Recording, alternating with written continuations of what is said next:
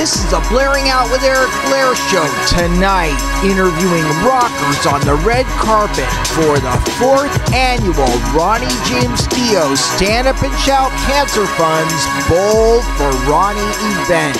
How you doing, Wendy? Pretty good. How awesome is it? The 4th annual Bowl for Ronnie. It's totally sold out.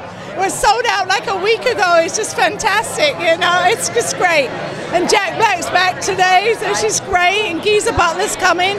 So you've got Tom Morello again with his own ball. We got the Corn guys, the Tool guys, Gilby Clark. I mean, they're all coming. It's fantastic.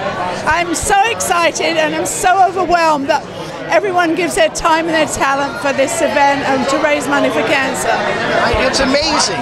It started off as a little seed and it's grown into this huge tree. Yeah, exactly. And you can see how excited I am. I know, I love it. How can people be a part of the Ronnie James Dio Stand Up and Shout Cancer Fund?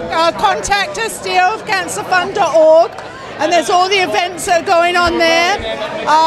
We're trying to open franchises at another places, like a New York one, maybe a Chicago one. So we're trying that hard.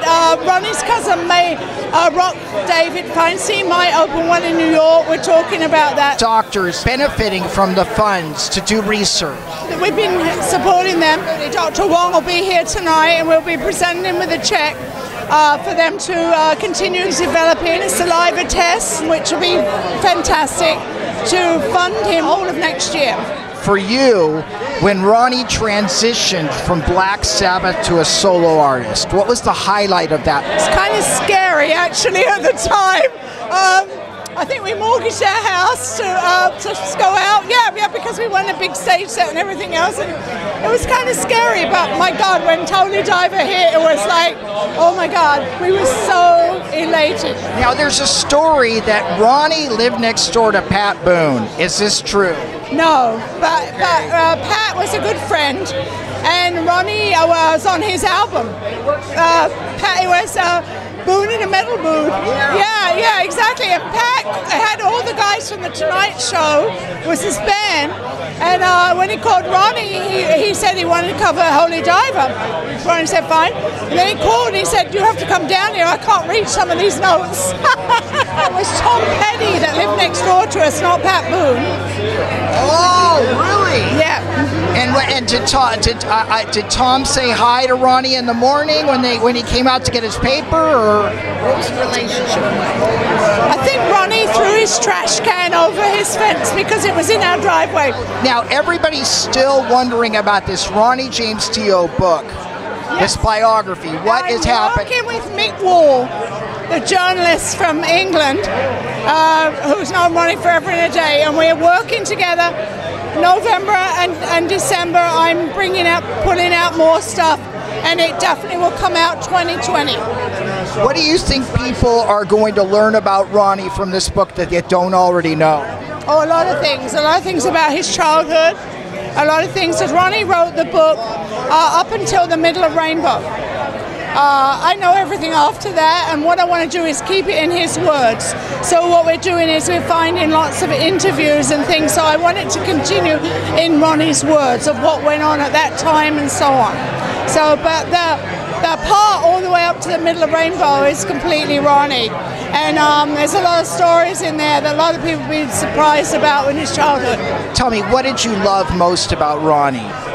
His humbleness, how he was a big star on stage and he was just such a wonderful human being off stage. He loved animals, he did a lot of charitable work with animals, autism.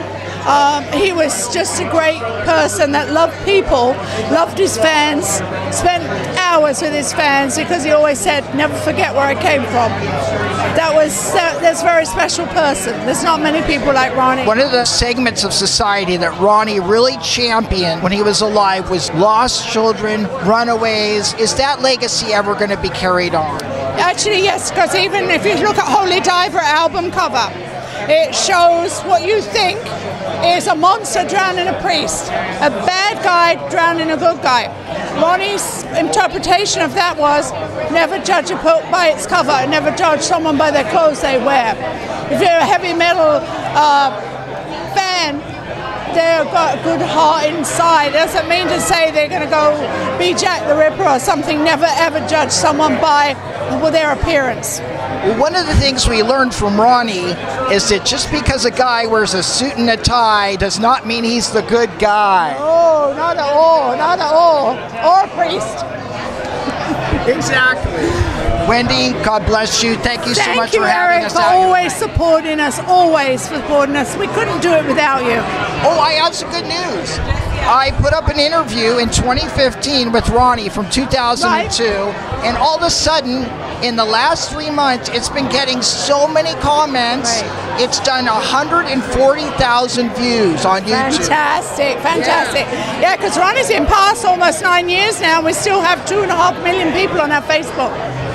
So they'll never, I mean, he set a standard that can never be met again. Exactly, exactly. And now I think this is the first generation ever where the kids listen to the same music as their parents. The first time ever, I think.